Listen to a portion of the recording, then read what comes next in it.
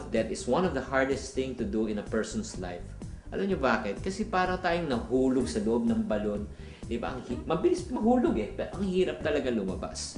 So, I just want to share with you some of the practical tips for people who are really struggling with their debt.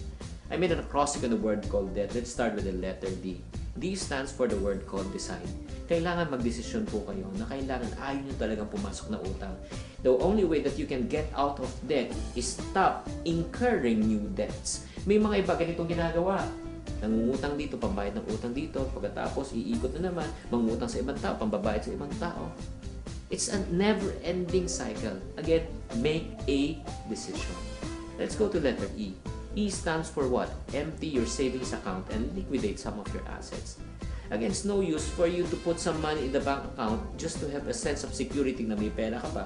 Pero kinikita ng banko mo is less than 2% a year while you're paying off 30 to 40% per year towards people you owe money to. It doesn't make any sense. So you got into debt by probably overspending. Right now, benta nyo muna yung mga gamit nyo sa bahay, yung mga flat TV screen nyo, yung mga cellphone na magaganda nyo, benta nyo muna. Pay off your debts first and wait for the right time. And then ito yung key. Listen to me carefully and look at my next tip. On letter B is what? Be faithful in paying your debts, even in small amounts. Maybe some of you right now, you got into debt is because somebody in your family got sick and nagbayad ka ng 50,000 at nangutang ka. Yung kinikita mo sa sweldo mo is 10,000 naman. Definitely imposible na kukunin mo yung 10,000 pababayad mo sa 50,000. So, anong gagawin mo? What I do suggest is, at your 10,000 pesos, magkano kaya mo i-allocate on a monthly basis para mabayaran mo yung 50,000?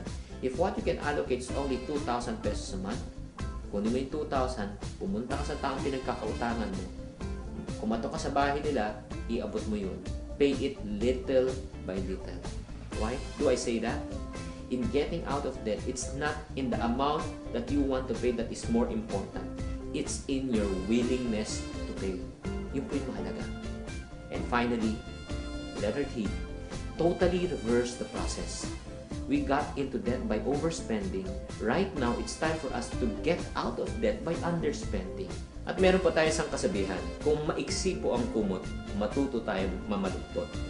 If you do that, friends, I want to congratulate you. You are already on your first step to get out of debt.